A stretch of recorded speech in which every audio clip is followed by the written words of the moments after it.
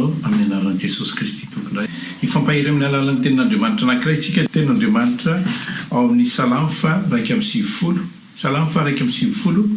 andininy faharoa ka hatramin'ny fahafito. Salamo 1:20 andininy faharoa ka hatramin'ny fahafito dia voavaky izao amin'ny anaran'i Jesosy. Izaho ilaza amin'i Jehovah hoe fialofako sy bateriako, fiarovako ho ahy izy, ary Andriamanitro izy ny tokoiako. Fa izy no nafaka ahy amin'ny fandriky ny mpihaza sy ny areti-mandoza. Ny volony elany no anaronany anao, ary eo ambanin'ny elany no ialofanao. Ho ampinga kely sy ampinga lehibe ny fahamarinany. Tsy atahotra ny ororo noho ny alina ianao, na ny zana-tsipika manidina noho ny andro, na ny areti-mandringa mandeha amin'ny maizina, na ny fandringanana mandripaka amin'ny mitatao vovonana. Na dia hisy arivo aza lavo eo anoloananao, na iray alina eo ankavananao, dia tsy hiatra aminao izany. Rehefa malala amin'ny tompo, izany tenin'Andriamanitra izany no entintsika indray akana fampahirezana fohy. Amin'izao fotoana izao dia malaza tokoa naloza voajanahary izay mitranga amin'ny firenena maro, na enina aty amin'ny firenena lehibe aza dia hita hoe tsy vo maîtriser intsony ny situation satria misy tondradrano lasa misy traboina. Every hoe manana arifomba tokoa ny firenena mandroso, nefa ny mbola tratra ihany tsy afa manoatra manoloana ny zavatra mitranga. Hita marimarina tokoa izany fa efa mandalo tokoa tsika amin'ny atao hoe fazy apokalyptika zany ny zavatra lalovantsika amin'izao fotoana izao. Rehefa malalo amin'ny tompo amin'izao fotoana izao dia fantatsika fa ny aretina maro izay mbola tsy hita fanafodiny, ny ataoko hoe ny sida, ny cancer mbola tsy hita ny vaksiny, kanefa izao indray dia misy ny aretina mandripaka be izay mahatsiravina dia ny coronavirus. Ary ny zava-doza dia ny sinoa tena tao amin'ny sinoa ny nipoira ny tany Chine, ary ny sinoa efa no tena anisan'ny olombelona miparitaka eran-tany. Amintsika any Madagasikara dia tsarovo tsara fa tsika tsy mbola manana ny tao hoe fitaovana ary fomba, ary tsy fantatsika mihitsy na olona mpanao afera any Chine ary tsy omena tsiny satria sendra tonga ny nandalovan'ny tany dia tratra ny atao hoe ny propager n'io aretiny io izy, dia tratra n'io virus mandeha io, dia iny dia mitarika be dia be. Aty a France zao dia efa iny voalaza officiel fotsiny hoe 3, fa lazaiko aminao fa nataoko hoe ny taxi nandianany na ny chauffeur nitondra azy reny koa dia ny ray tomobile taminy dia iny chauffeur iny koa dia manaparitaka any amin'ny fianakaviany, dia fianakaviany any am-pianarana, any am-piara-miasa, dia izany zavatra izany dia zavatra tsy azo everina mihitsy, fa tena loza mitatao tokoa le izy satria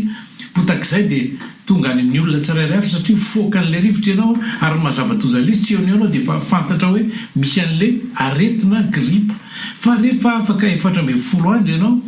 dia eo vao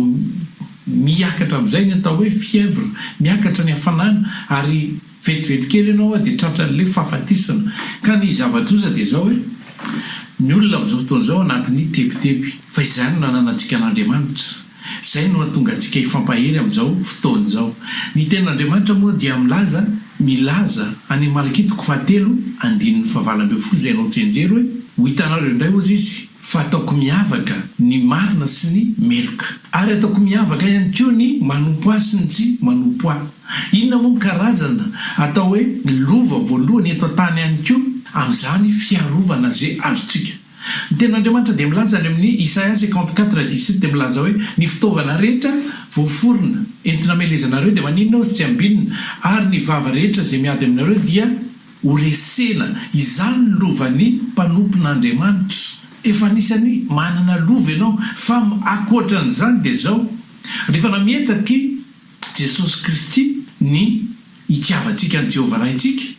araka ny voalazana any amin'ny Marka 7:7 dia milaza hoe rehefa nanontany le mpanorandana anankiray ny lalàna lehibe indrindra dia izao voalaza ny Jehovah Andriamanitra dia ray ihany ozy izy, ary ny lalàna voalohany dia tiavin'ny Jehovah Andriamanitra amin'ny fonao rehetra, amin'ny sainao rehetra, amin'ny herinao rehetra. Izany hoe rehefa tanteraka ilay fitiavanao any anatinao mihitsy an'izany hoe fitiavana an'Andriamanitra dia ny zavatra nolazainy amin'ny io salamy fa 1:20 andininy fa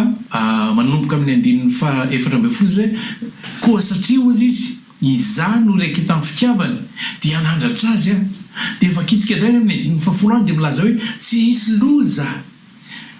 azo anao izy izy tsisy aretina mahazo anao ary tsisy aretina manakaiky ny lay anao tsisy loza nyjo anao ary tsisy aretina